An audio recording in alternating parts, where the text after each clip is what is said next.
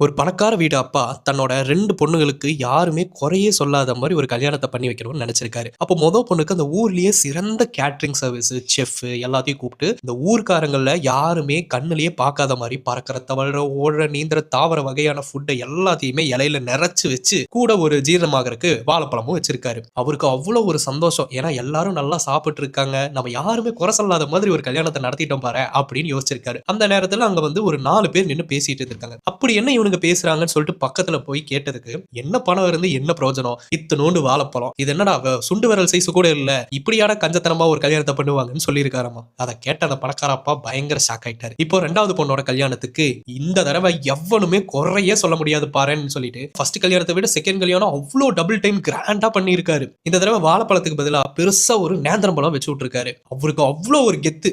இந்த தடவ ஒருத்த சொல்ல முடியுமா? நம்ம தான் அப்படின்னு ஒரு கெத்து. இந்த தடவையும் ஒரு